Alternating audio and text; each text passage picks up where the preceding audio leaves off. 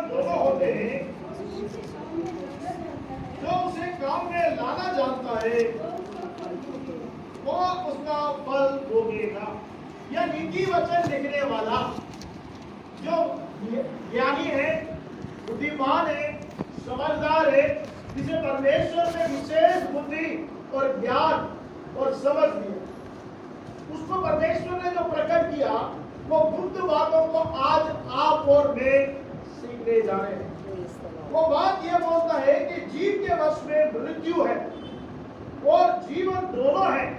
हमारा जो जीव है, जो हमारा टंग है, उसके अंदर में क्या है? डेथ एंड लाइफ है, जीवन और मृत्यु है। और जो उसे काम में लाना जानता है वह उसका फल भोगता है। हम लोग तुझे काम में लाना जानना जरूरी है।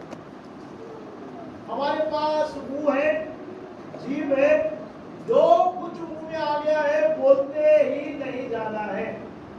मेरे प्रियो, यही बात बुद्धिमान सुलेमान जो ज्ञानी है उसने इस बात को उल्लेख किया कि परमेश्वर ने हमें मुंह दिया और जीभ दिया, जो मन में आ गया है उसे बोलते हुए नहीं जाना है। यदि आप बोलते हुए जाएंगे तो उसका क्या है? उसका फल जरूर हम भोगेंगे। इसलिए यहाँ पर लिखा है कि जीव को कैसे हमें इस्तेमाल करना है। भलाई के लिए अगर हम इस्तेमाल करते हैं तो हमारे जीवन में भलाई को मिलेगी। आशीष के लिए इस्तेमाल करते हैं, आशीष को इस्तेमाल कर पाएंगे।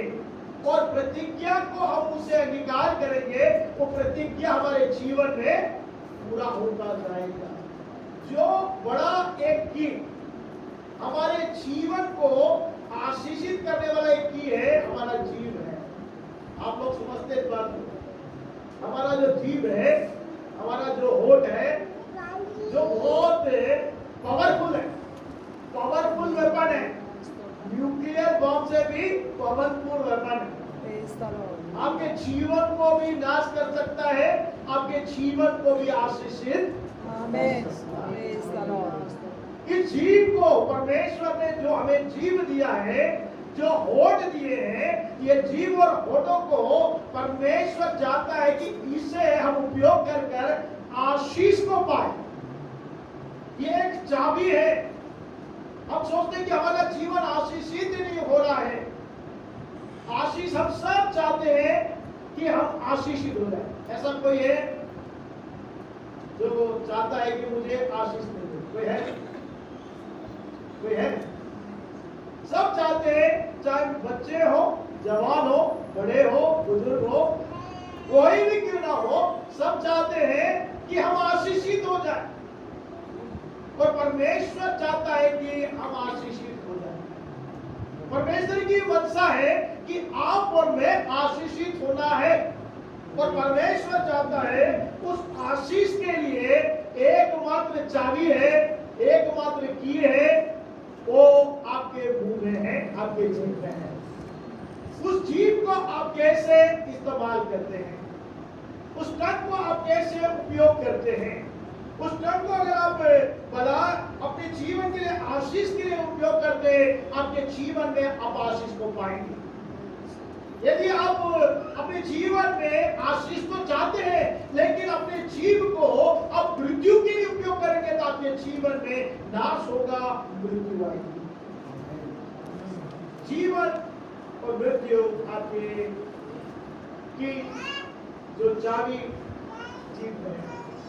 हम पढ़ेंगे याकूब की पत्री पहला अध्याय 26वां पद पे इधर पढ़े। याकूब के पत्री पहला अध्याय 26वां पद। यदि कोई अपने आप को भक्त समझे, यदि कोई अपने आप को भक्त समझे और अपनी जीभ पर लगाम ना दे, अपनी जीभ पर लगाम ना दे, पर अपने हृदय को धोखा दे, अपने हृदय को धोखा दे, तो उसकी भक्ति व्यर्थ है। उसकी भक्ति व्यर्थ है।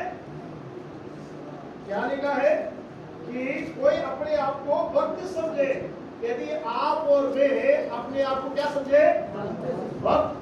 हम लोग बहुत बड़े भक्त हैं, प्रभु यीशु मसीह के भक्त हैं, पिता परमेश्वर के बहुत बड़े भक्त हैं, हम हम समझते हैं अच्छी बात है, लेकिन वहां पर लिखा है भक्ति समझे और अपनी जीभ पर लगाम ना दे। क्या ना दे? लगाम ना दे। घोड़े को क्या लगा के रखते हैं? लगाम लगा के रखते हैं। और जब तक उसको लगाम नहीं लगाएंगे वो बराबर नहीं जाएगा। इसलिए आपको और मुझको भी अगर हम भक्ति का जीवन जीना चाहते हैं इस संसार में, तो हमारे जीव में क्या होना चाहिए? लगाम लगा होना चाहिए। जो मन में आए बोलना नहीं है। कुछ लोग क्या करते हैं, जो मन में आता है बोलते ही जाते हैं।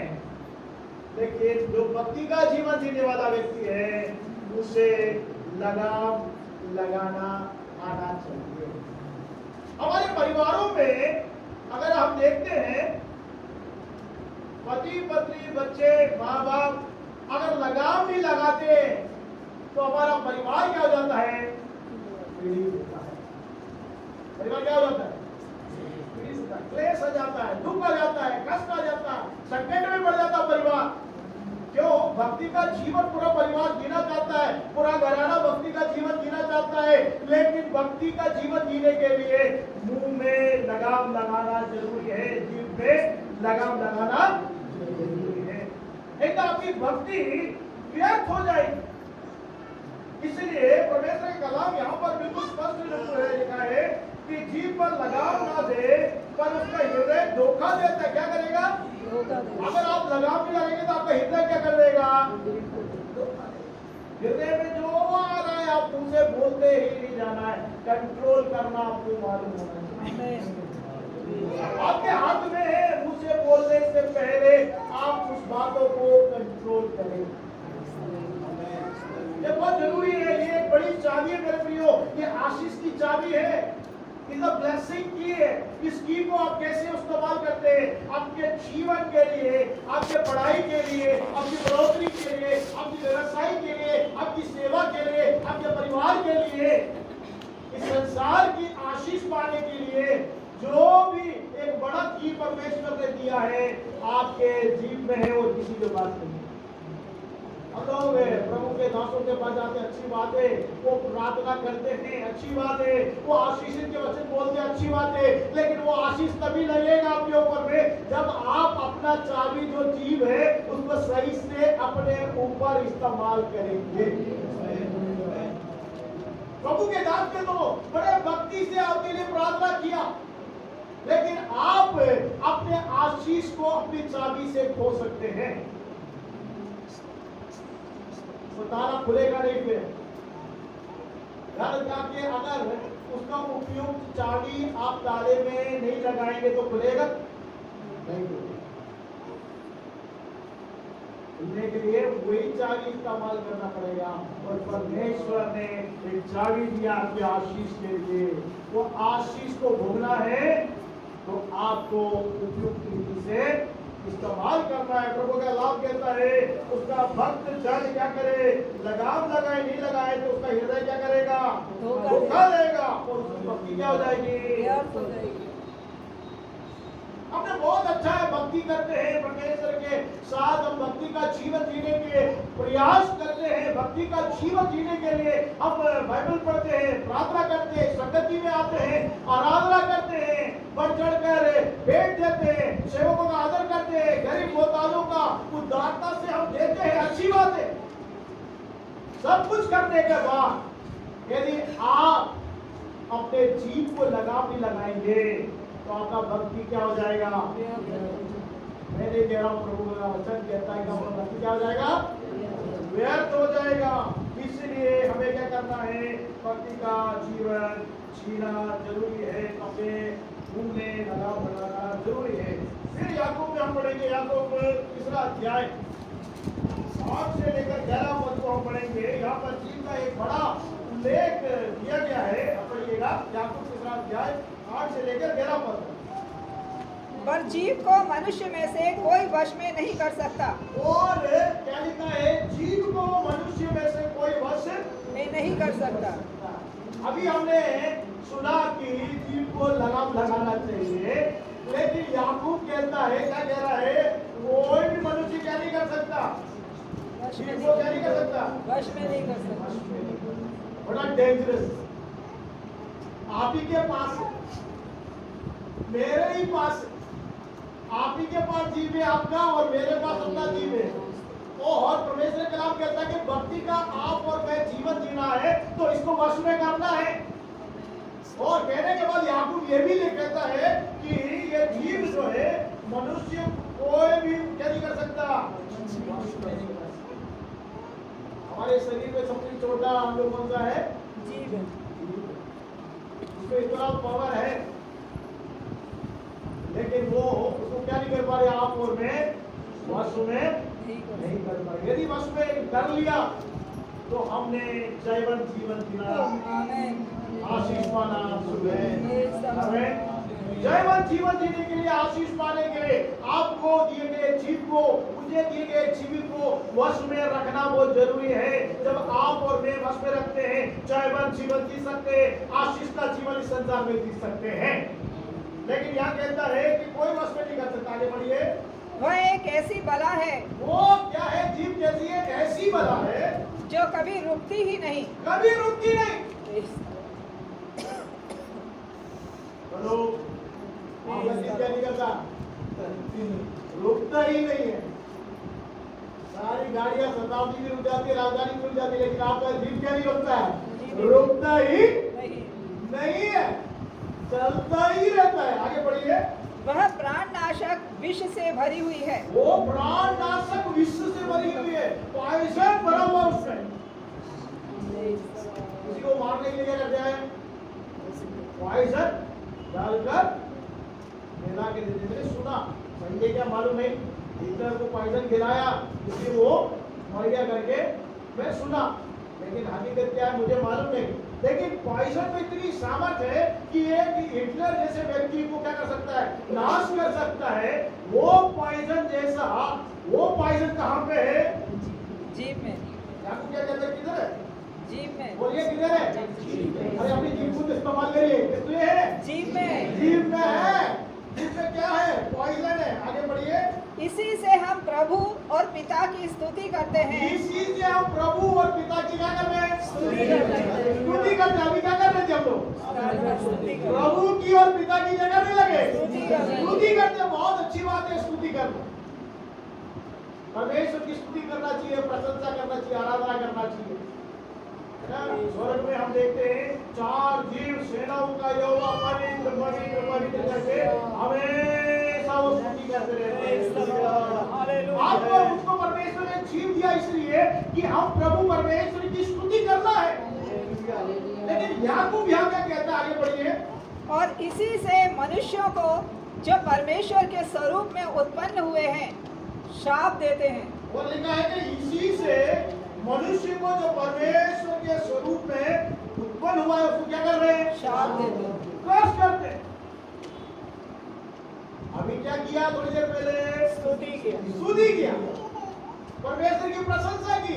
रविवार के दिन हम आते हैं आराधना करने के लिए और परमेश्वर की खूब स्तुति करते हैं, प्रशंसा करते हैं। लेकिन घर जाने के बाद क्या करते हैं, या पूरे हफ्ते क्या करते हैं, जीव क्या बड़ा बड़ी बला है, पॉइजन है उसमें, उसको कोई क्या नहीं करता, कंट्रोल नहीं कर सकता है। और क्या करता है, परमेश्वर के स्वरूप में, परमेश्वर के स्वरूप में किसने बनाया, परमेश्वर ने मनुष्य को बनाया। उत्पत्ति 1:26 कहता है परमेश्वर ने अपने स्वरूप में, अपने रूप में परमेश्वर ने क्या बनाया, मनुष्य को बनाया, नर और नारी को बनाया। इसके स्वरूप में आप और मैं परमेश्वर, हम अकेले नहीं, दुनिया में जितने भी लोग हैं सब किसके स्वरूप में है, परमेश्वर। नहीं जाना परमेश्वर को, लेकिन मैं भी किसके स्वरूप में है, परमेश्वर के स्वरूप में है। इसलिए याकूब पत्री कहता है कि वे एक ही मुंह से क्या कर रहे हैं, जीव से प्रभु और पिता की स्तुति करते हैं। इसी से मनुष्य के स्वरूप में बनाए गए उसको क्या करते हैं, शाप देते हैं। आप और मैं आशीष के लिए बुलाए गए हैं। हमें आशीष के लिए बुलाया गया है, हम श्राप देने के लिए नहीं, हम आशीषित करने के लिए बुलाए गए हैं। हमारा जीव आशीषित करना चाहिए, चाहे बच्चे हो, पति हो, पत्नी हो, हमारा घराना हो, चाहे सास हो, बहू हो, जो कोई भी हो, सबको हमें आशीषित करना है, श्राप नहीं देना साहब हमारे परिस्थिति में आते तो आपको पता चलता कि हम आशीष देते या श्राप देते। अब किसी भी परिस्थिति में रहे, किसी भी परिस्थिति से आपको और मुझको गुजरना पड़े, लेकिन आप और मैं क्या करना है, आशीष के लिए बुलाए गए। इसलिए क्या मुंह से आशीष निकलना चाहिए, क्या नहीं निकलना चाहिए, श्राप कभी नहीं निकलना चाहिए। ऐसी बुलाए वो क्या करता है, श्राप देता है। आगे बढ़िए। एक ही मुंह से धन्यवाद एक ही मुंह से धन्यवाद और श्राप दोनों निकलते हैं। श्राप दोनों निकलते हैं। हे मेरे भाइयों, हे मेरे भाइयों, ऐसा नहीं होना चाहिए। ऐसा नहीं होना चाहिए। हमको कहता है ऐसा नहीं होना चाहिए। एक मुंह से क्या निकल रहा है, श्राप भी निकल रहा है और आशीष आशीष निकला कि नहीं। आप जरा अपना फ्लैशबैक सोचकर देखिए, कभी हमने किसी को श्राप ही नहीं दिया। अगर नहीं दिया तो बहुत अच्छी बात है, क्योंकि हम आशीष के लिए बुलाए गए हैं। हालेलुया। लेकिन हम जरा ध्यान करके देखिए, हम किसी और को श्राप नहीं दिया तो भी अपने आप को श्राप देते। मालूम है कैसे? ये काम मुझसे नहीं हो सकता। ये श्राप, मैं पढ़कर कुछ बड़ा बन नहीं सकता, मैं कुछ भी कर लूं, मैं उस मुकाम में, उस आशीष में मैं पहुंच ही नहीं सकता। इसको श्राप दे रहे हैं अपने आप। अपने आप। आप भी किसके द्वारा बनाए गए? परमेश्वर के द्वारा, उसी के स्वरूप में बनाए गए। आप अपने ऊपर या अपने जीव से उस पॉइजन को इस्तेमाल करेंगे तो आपका जीवन क्या हो जाएगा? जीवन और मृत्यु आपके जीव में है। इसको आप इस्तेमाल करने के लिए लगाव लगाना जरूरी है। सोचने के बाद बोलना जरूरी है, विचार करने के बाद बोलना जरूरी है। मुंह में जो आ गया क्या करना, बड़बड़ करके बोलना नहीं। आपको मालूम है मूसा ने क्या करा? जब लोगों ने उसको बहुत उकसाया, आप जानते हैं मूसा के बारे में, इजरायली को चला रहा था। परमेश्वर ने बोला उस चट्टान से बात कर। क्या बोला? परमेश्वर ने बोला चट्टान से बात कर कि चट्टान मुझे क्या दे, पानी दे। लेकिन बलवा करने वाले जो उनके विरोध में बलवा कर रहे थे, बिना समझे मूसा बोलने के जगह क्या कर दिया, लाठी लेके मार दिया। जहां बोलना चाहिए वहां बोलना चाहिए, जहां लाठी मारना चाहिए वहां लाठी मारना चाहिए। उसने लाठी मार दी, क्या हो गया? कानान देश को नहीं पहुंच पाया। दूसरा प्रोसेस पहुंच आशीष को गिड़गिड़ाते परमेश्वर जो बोला कि परमेश्वर मुझे कानान जाना, बोले नहीं, क्योंकि जो मैंने बोला तुमने नहीं किया। तो मेरे प्रिय जो परमेश्वर बोलता है उसे हमें करना है। और एक ही मुंह से क्या नहीं निकलना है, श्राप और धन्यवाद नहीं निकलना है। भाइयों ऐसा ना करो। आगे पढ़िए 11वां पद। क्या सोते के एक ही मुंह से मीठा और खारा जल दोनों निकलता है? क्या सोते से एक ही मुंह से मीठा और और खारा खारा जल निकल सकता है? निकलता है? नहीं, लेकिन हमारे सोते से क्या निकल रहा है? सब निकलता सब निकल रहा है। खारा भी निकल रहा है, मीठा भी मीठा भी निकल रहा है। कभी बड़ी बड़ी मीठी बात हम लोग करते हैं। सबको लगता है ये रसगुल्ला से भी ज्यादा मीठा है इनकी बात। कभी कभी फिसलने के लिए रसगुल्ले से मीठी बात लोग करते हैं कि वो लोग को क्या जाए, फिसल जाए। मेरे प्रियो, लेकिन यहाँ पर ऐसा नहीं होना है। हमारे मुख से क्या नहीं निकलना है? श्राप और आशीष दोनों निकल रहा है। श्राप नहीं निकलना है, आशीष के लिए आप बुलाएंगे। हम आशीष के लिए बुलाए गए हैं। अपने ऊपर भी आशीष देना है, अपने बच्चे के ऊपर भी आशीष देना है, अपनी पत्नी के ऊपर भी आशीष देना है, अपने घराने के ऊपर भी आशीषित करना है, अपने कार्य करने वालों के ऊपर भी आशीषित करना है। तभी हम आशीषित लोग आप रह सकेंगे। यहाँ पर हम देखते हैं, मुझे परमेश्वर कुछ बात प्रकट कर रहा है, उसे हम ध्यान करें। हम निकालेंगे रूत की किताब निकाल लेंगे, दूसरा अध्याय में 2 पद पढ़िएगा। और बोआज बैतलहम से आकर बोआज बेतलेहम से आकर लवने वालों से कहने लगा, लवने वालों से कहने लगा, यहोवा तुम्हारे संग है। यहोवा तुम्हारे संग है। क्या बोल रहा है? लवने वाले कौन है? उस वो ओनर है, उसके पास खेत है, उसमें काम करने वाले लोग हैं। बोआज जो एक ओनर है, लैंडलॉर्ड है, और उसके पास काम करने वाले लोग हैं। लेकिन बोआज आकर क्या कहने लगा? लवने वालों से कहने लगा, यहोवा तुम्हारे संग रहे। आगे बढ़िए। और वे उससे बोले, वे उससे बोले, यहोवा तुझे आशीष दे। यहोवा तुझे आशीष दे। आमीन, हालेलुया।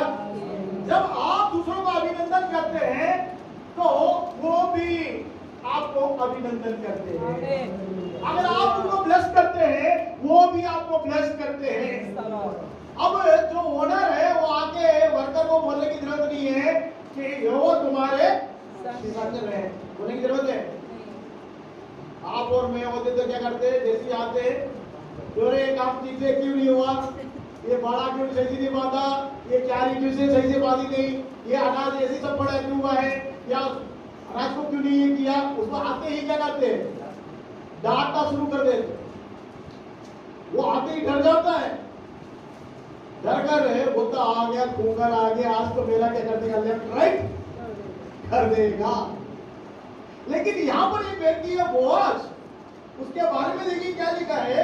वो आकर लवाने वालों से कहने लगा कि यहोवा तुम्हारे संग रहे। आते ही वो ब्लेसिंग दे रहा है कि परमेश्वर तुम्हारे संग रहे। अगर परमेश्वर उनके संग रहेगा, वो कार्य अच्छे से करेंगे। आमीन, प्रेज़ द लॉर्ड। अगर परमेश्वर उनके संग रहेगा तो वो सब बातें परफेक्टली अच्छा कार्य करेंगे, जिससे ब्लेसिंग होगी। बोआज इस बात को जानता था, इसी आते ही अपने लवाने वाले अपने कर्मचारियों से बोल रहा है, आज की बात है, बोले अपने कर्मचारी वर्कर से बोल रहा है कि भाई यहोवा परमेश्वर तुम्हारे संग रहे। ये हमेशा वो बोला करता था। समझ रहे आप? पहली बार नहीं है, ये उसकी प्रैक्टिस में थी। वो आते ही उनको डांटता नहीं था, लेकिन वो कहता था, उनको उत्साह करता था और बोलता था यहोवा तुम्हारे संग रहे। और लवाने वाले बोलते थे यहोवा तुझे आशीष दे। लोग जान गए, वर्कर लोग भी, अगर यहोवा तुझे आशीष देगा, वो आशीष हमें भी मिलेगी। आमीन, हालेलुया। कर्मचारी जानते थे आशीष। हम लोग क्या करते हैं? अरे क्या करते हैं, जहाँ भी काम करते हैं उसके अधिकारी को क्या करते हैं? आशीष देते ही नहीं है। देते हैं? फिर कैसे आपको इंक्रीमेंट मिलेगा, कैसा प्रमोशन मिलेगा? आप आशीष देना सीखिए। लेकिन उन लोगों ने आशीष दिया और परमेश्वर ने उस व्यक्ति को इस्तेमाल किया, और वे जब आशीष देते थे, वे भी आशीष ही देते। तो आप और मैं भी आशीष देने के लिए बुलाए गए हैं। अब चाहे कहीं पर भी हो, अन्य जाति व्यक्ति क्यों ना हो, लेकिन उसे भी हमें क्या करना है? आशीषित करना है। एक बड़ा रहस्य, ये सीक्रेट है। हमारे बच्चों को हम लोग आशीष देते हैं।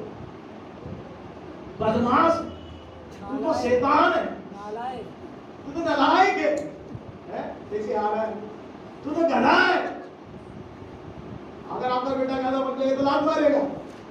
नालायक है तो आप थोड़ा दुख होगा, क्योंकि वो पढ़ाई उसके दिमाग में चढ़ेगी। कितने जीव को हम इस्तेमाल करते हैं, अपने बच्चों को ही क्या कर देते हैं? आशीष के लिए श्राप देते। ऐसा नहीं होना चाहिए। हम आशीष के लिए बुलाए गए। हमें घर में प्रैक्टिस करना शुरू करना है। अगर आप आशीष देखना चाहते हैं, आशीष पाना चाहते हैं, अपने घर से शुरू करिए, फिर अपने कार्य में शुरू करिए, अपने ऊपर शुरू करिए। आपको बोला कि परमेश्वर मुझे कितने अद्भुत रीति से बनाया है। भजन संहिता 139 में वहां पे हम देखते हैं 39 में देखते 139 में देखते हैं कि वो बोलता कि दाऊद कहता है मैं बड़े अद्भुत रीति से बनाया गया हूं, भयानक रीति से बनाया गया हूं, मेरी समझ से बाहर है। वो स्तुति करता था परमेश्वर। तो अपने आप को भी ब्लेसिंग करना शुरू करिए, अपने बच्चों को ब्लेसिंग करिए, अपने कार्य क्षेत्र में ब्लेसिंग करिए। अगर आप ब्लेस करेंगे ब्लेस करेंगे ब्लेस करेंगे ब्लेस करेंगे, आपको रिवर्स ब्लेस मिलता जाएगा। वो आज में लोगों को उत्साहित किया, उन्हें ब्लेस किया, यहोवा तुम्हारे संग रहेगा, तो लोगों ने भी उससे उत्साहित किया, पर यहोवा तुम्हें आशीषित करेगा, परमेश्वर तुम्हें आशीषित करेगा। आप जब आशीष करना सीख जाएंगे, सामने वाले का भी तन बदल जाएगा। आप प्रेज द लॉर्ड बोलते तो सामने वाला भी क्या बोलेगा? हालेलुया बोलेगा, तो आपने मुंह भी क्या बोलेगा? स्तोत्रम बोलेगा तो क्या बोलेगा? स्तोत्रम। अब जो हम बोलना शुरू कर देते, सामने वाला आते ही समझ जाएगा, अरे ये तो प्रेज द लॉर्ड वाला है, ये तो प्रेज द लॉर्ड बोलो, जय मसीह की बोलने वाला है, इसको जय मसीह की बोलो। आप उसको सिखाना शुरू कर दे, आप ब्लेसिंग करना शुरू कर दे, तो वो ब्लेसिंग आपकी तरफ रिपीट होता है, क्योंकि अगर आपके मुंह से श्राप निकलता है, ये एक अधर्म है। एक मनुष्य के विरोध में आप जो बोलते हैं वो एक अधर्म है, आप समझ लो। एक बुराई है जो उसके विपरीत में कर रहे हैं, उसके सामने भी कर रहे हैं। कभी कभी क्या करते हैं, हम लोग ग्रुप में बैठ गए तो क्या हो गया, दूसरा जो वहां ग्रुप में नहीं है वो दूसरे के बारे में क्या करने लगे, वो ऐसा व्यक्ति है, वो फलाना व्यक्ति है, ये ठीक नहीं है, वो ठीक नहीं, उसके बारे में क्या करने लगे, बुराई करने लगे। वो अधर्म है मेरे प्रियो। हम लोग भक्ति मान लोग हैं, हमें अधर्म नहीं करना है। इसलिए इफिसी की पत्रिका हम निकाले, पौलुस लिखता है इफिसी के पत्र 2 अध्याय पहला पद को पढ़िए। इफिसी के पत्र 2 अध्याय पहला पद। प्रभु यीशु मसीह ने तुम्हें भी जिलाया, जो अपने अपराध और पापों के कारण मरे हुए थे। हमारे अपराध दूसरों के बारे में जो करते हैं वो अपराध है, और परमेश्वर के वचन के विरोध में करते हैं वो पाप है। आदम ने क्या किया? परमेश्वर के विरोध में। और आदम ने क्या किया?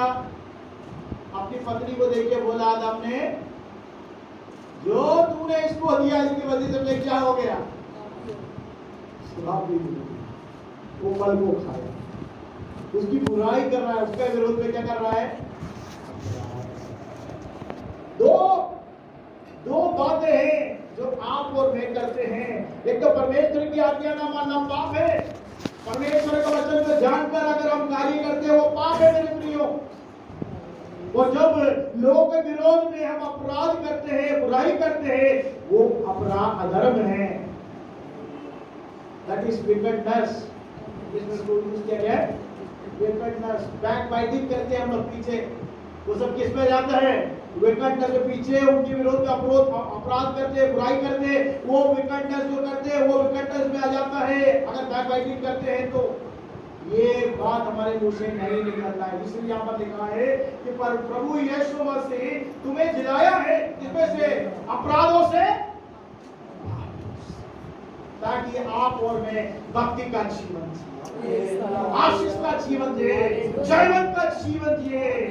क्योंकि प्रभु का कलाम प्रकाशित वाक्य आप पढ़ के देखिए, 2 अध्याय 3 अध्याय घर जाके पढ़ के देखिए, उसमें लिखा है जो जयवंत होगा उसे मैं फल खाने को दूंगा, जो जयवंत होगा उसमें मोती दूंगा, जो जयवंत होगा वो मेरे साथ दाहिने बैठकर मेरे साथ भोजन करेगा, जो जयवंत होगा उसको जीवन का मुकुट दूंगा। आपको और मुझको जयवंत होगा। सत्य से तो हम लोग लेने की प्रयास करते हैं और सफल भी होते हैं, लेकिन एक बड़ी बला है, समझ लो आप लोग। कौन सी बला है? जीव। आप ही का जीव है जो आपको नाश कर सकता है, अनंत आग में, अनंत दंड में ले जा सकता है। आपने और मेरे प्रभु यीशु मसीह को अंगीकार किया अपने जीव से, अपने होठों से, इस वजह से आपका और मेरा उद्धार हुआ, आपका और मेरा मुक्ति हुआ है। क्यों? हमने यीशु मसीह पर विश्वास किया और कहा यीशु मसीह प्रभु है करके मुंह से अंगीकार किया। आपको और मुझको क्या मिला? छुटकारा मिला, मुक्ति मिला। मुंह को इस्तेमाल कर हमने पाप से हमारा क्या हो गया? छुटकारा मिल गया, अंधकार से छुटकारा मिल गया, मुक्ति मिल गया। इसे मुंह में, जीव में बड़ी सामर्थ्य मेरे प्रियो, ये बड़ी बला है, इसे लगाम लगाना बहुत जरूरी है। नहीं तो आपका जीवन नाश हो जाएगा। मैं कितना भी मेडिसिन खाऊं, ये कैंसर, ये सिर दर्द, ये तकलीफ दूर नहीं होगा। इसके बारे में कह रहे हैं, अपने बारे में। अच्छे डॉक्टर के पास गए, मेडिसिन लिए, ना डॉक्टर पर विश्वास है ना परमेश्वर पर विश्वास है। कुछ भी खाओ, मैं क्या नहीं होगा, बचूंगा नहीं। डॉक्टर बोलता है ये दवाई इसके ऊपर क्या नहीं करेगा, काम। एक बार ऐसा ही हुआ, एक अस्पताल में हम लोग गए, तो एक व्यक्ति के लिए हम लोग गए, और व्यक्ति के बारे में डॉक्टर बोला हमारा कितना कुछ हम दवाई दे रहे हैं, इसके ऊपर काम नहीं कर रहा है। क्यों नहीं कर रहा है? क्योंकि ये जीना ही नहीं चाहता, नहीं चाहता, जीना नहीं चाहता, इसलिए उनको विश्वास नहीं है। वो बोल रहा है आदमी जल्दी डॉक्टर, वाकई में मेरे लिए वो पेशेंट मर गया, छोटे छोटे बच्चों को छोड़कर मर गया। क्यों? हमारा ऊपर दवाई भी काम करना है तो एक विश्वास होना चाहिए, परमेश्वर पर विश्वास होना है, तभी दवाई भी काम करेगी। जब आप दवाई खाते रहोगे कुछ काम नहीं करेगा, उस पर विश्वास होना है, परमेश्वर पर विश्वास होना है। हालेलुया। पढ़ के देखिए याकूब 5वां अध्याय 16वां पद, यानी याकूब 5वां अध्याय 16वां पद। इसलिए तुम आपस में एक दूसरे के सामने अपने अपने पापों को मान लो। क्या करना है? किसका? हेलो, किसका पाप मानना है? अपने अपने मतलब क्या है? इसके सामने, एक दूसरे के सामने अपने अपने मतलब क्या है? दूसरा व्यक्ति भी पाप को मानना है, आप भी पाप को मानना है, दोनों तरफ होना है। हाँ, मान ले, आगे बढ़िए। तो एक दूसरे के लिए करना है। जब तक आप पाप नहीं मानोगे, एक दूसरे के क्या नहीं कर पाओगे? प्रार्थना तो कर पाओगे, लेकिन कुछ काम नहीं होगा। हेलो, क्या नहीं होगा? काम नहीं होगा। प्रार्थना करेंगे आप, मन में उसको क्षमा ना करके आप प्रार्थना कर सकते हैं, लेकिन कोई काम, कोई रिजल्ट नहीं मिलेगा। लेकिन यहाँ पे लिखा है एक दूसरे को क्या करो, अपने अपने पाप को मान लो और एक दूसरे के लिए प्रार्थना करो। आगे बढ़िए। किससे क्या हो जाओगे? बहुत सा ऐसा रोग है जो पाप के कारण आया। उसे रोग क्या है? बीमारी क्या आई है? पाप के कारण आया। यदि आप और मैं उस पाप को मानकर एक दूसरे के लिए प्रार्थना करेंगे तो आप और मैं क्या हो जाएंगे?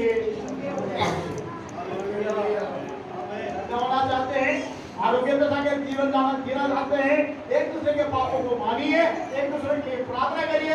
किसके पापों को मानना है? जिसके विरोध में आपने पाप किया, जिसके विरोध में बुराई किया, जिसके विरोध में अपराध किया, जिसके विरोध में बैकबाइटिंग की, उसके सामने जाके पाप को मान लीजिए और एक दूसरों को क्या करिए? क्षमा करिए, एक दूसरे के लिए प्रार्थना करिए। आप क्या हो जाओगे? छगे हो जाओगे। आगे बढ़िए। धर्मी जन के प्रार्थना के प्रभाव से बहुत कुछ होता है। इसका मतलब क्या है? जब आप पाप मान लेंगे आप धर्मी व्यक्ति बन जाते हैं। आप समझ रहे इस बात? जब आप और मैं पाप मान लेते हैं और क्षमा मांगते हैं, आप और मैं धर्मी व्यक्ति बन जाते हैं। तब प्रभु यीशु मसीह का लव वैलिड हो जाता है। प्रभु यीशु मसीह का लव जो है हमारे लिए कार्य करने वाला वैल्यू का काम करता है। कब करेगा? कब वैल्यू रहेगा? जब आप अपने पाप को मान लोगे, जब आप दूसरे को क्षमा करोगे, दूसरे के लिए प्रार्थना करोगे, तो निश्चय परमेश्वर आपको क्षमा करेगा, आपको आरोग्य करेगा, आप आशीष में आ गए। अगर आप रोग में रहेंगे, चंगे नहीं होंगे, जितना भी आप कमा रहे, कहाँ जाएगा? कहाँ जाएगा? बोलिए। डॉक्टर के पास जाएगा, मेडिसिन में जाता ही रहेगा। आप उस आशीष को खा नहीं पाएंगे, आपका परिवार खा नहीं पाएगा, आपका घराना खा नहीं पाएगा। आपका आशीष कहीं और जा रहा है, वो खा रहा है, वो आशीष ही खो रहा है।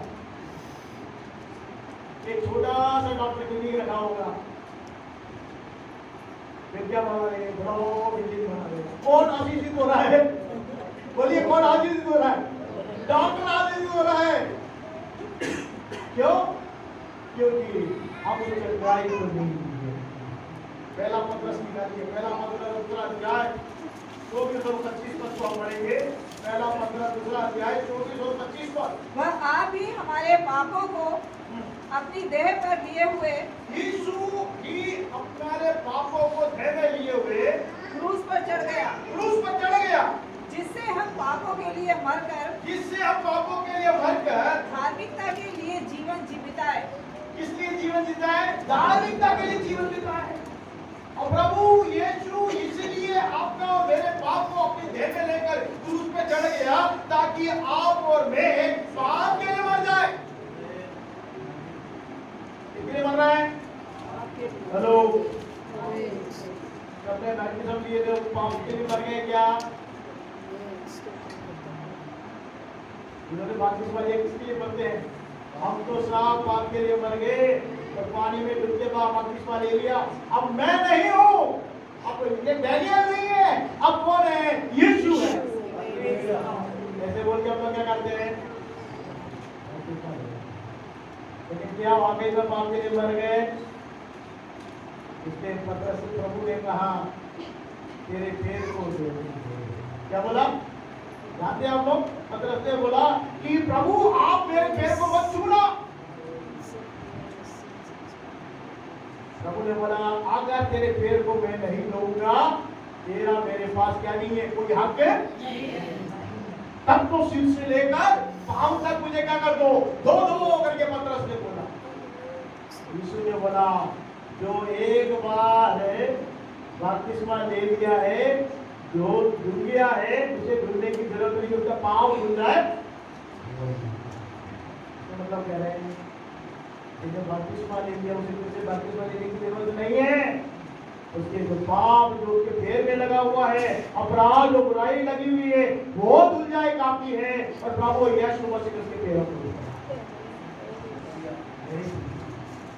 हम एक दूसरे के पापों को मानकर यीशु मसीह के लहू से जुड़ेंगे तो प्रभु का कलाम यहाँ कहता है कि हम किसके लिए जीवन जिएंगे?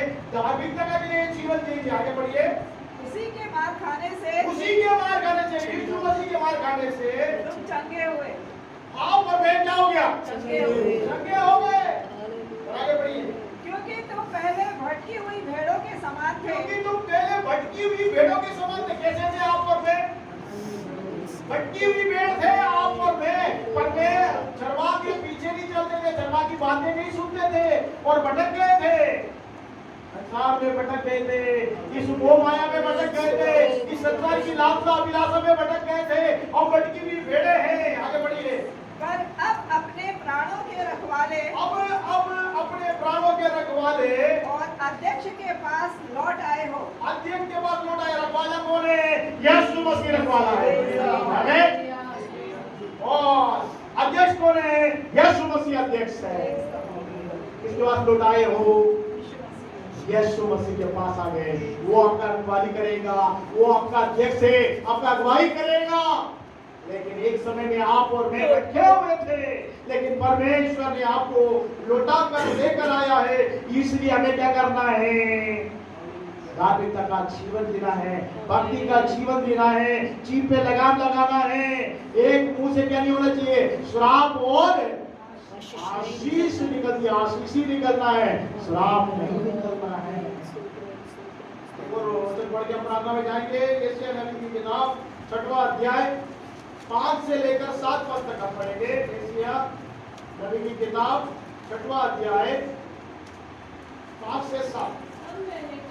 तब यशायाह कह रहा है कि तब मैंने कहा हाय हाय मैं नष्ट हुआ, क्योंकि मैं अशुद्ध होठ वाला मनुष्य। कौन कह रहा है?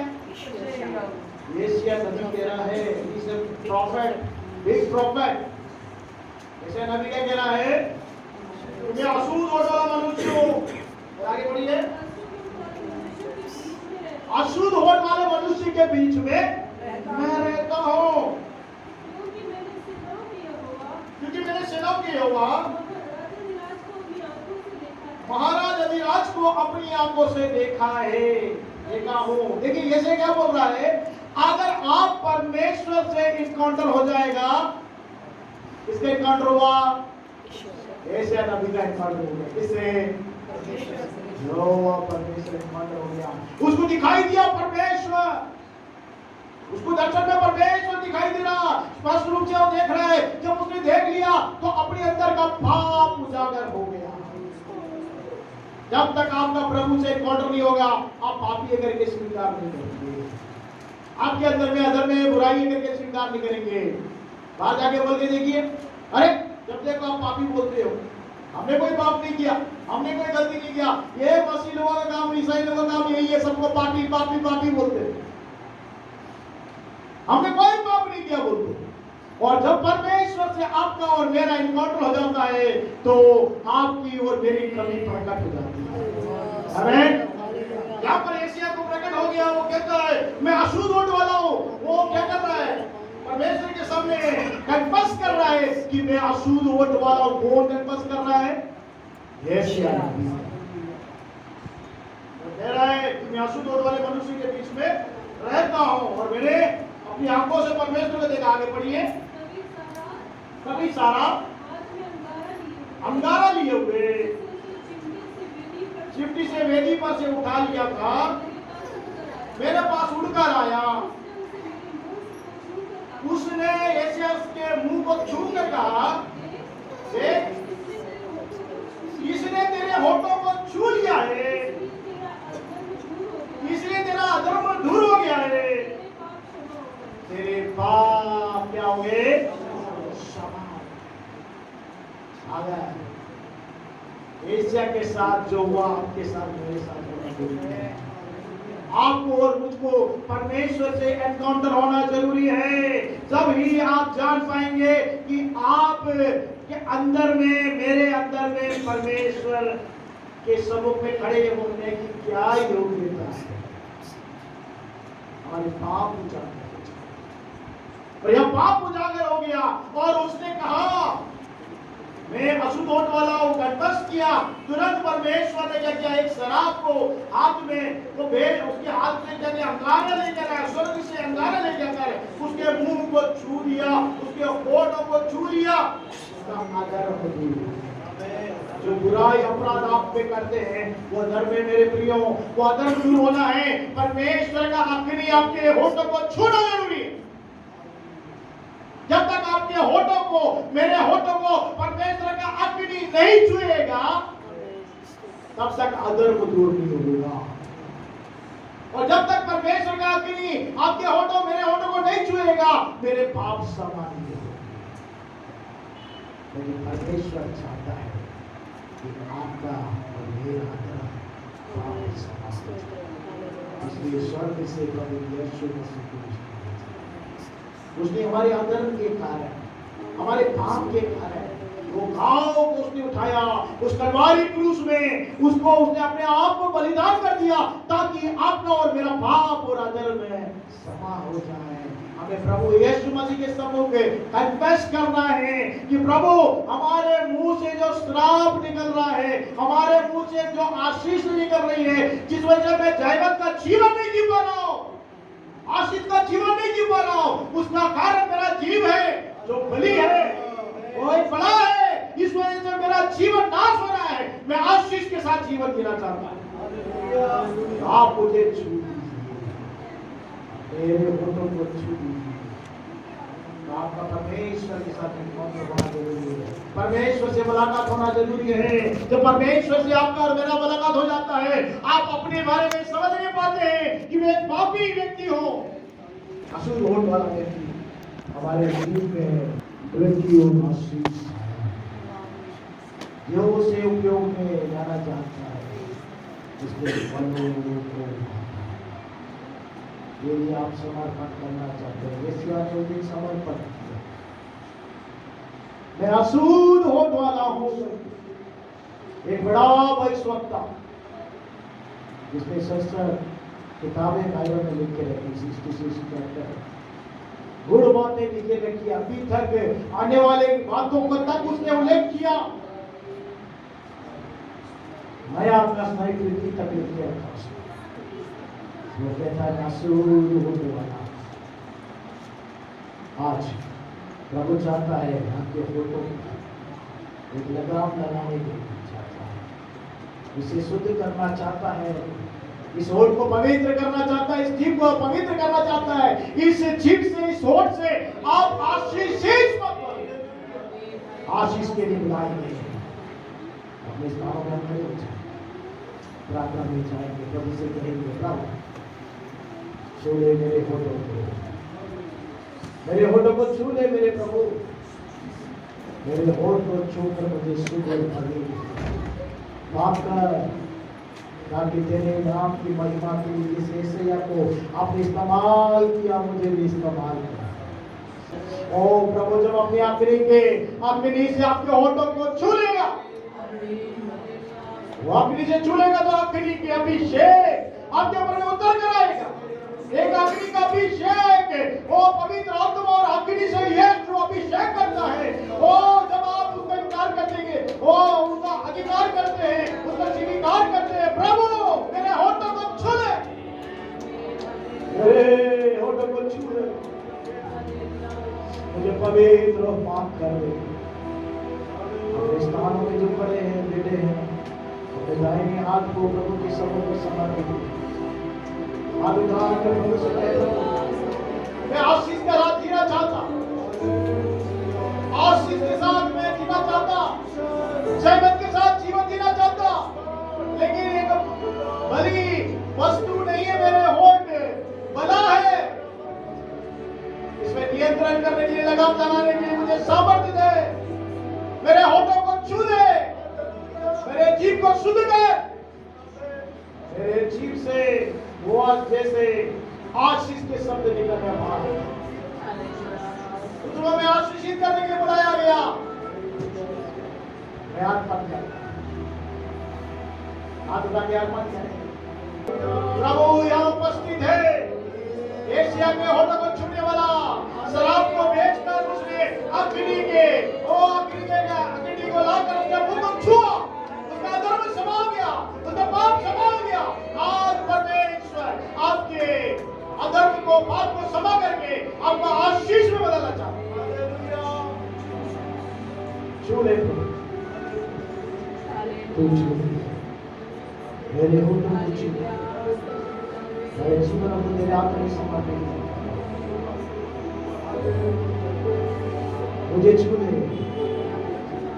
मेरे प्रभु परमेश्वर, तेरे लहू से हमें धोकर शुद्ध और पवित्र कर, हमें पाक कर, हमारे होठों को छू ले, हमारे जीवों को लगाम लगाने की सामर्थ्य दे, ताकि हम आशीष के लिए जी सके, जयवंत के लिए जी सके, जयवंत के संग जी सके, और अपनी दौड़ को जयवंत के साथ हम पूरी कर सके।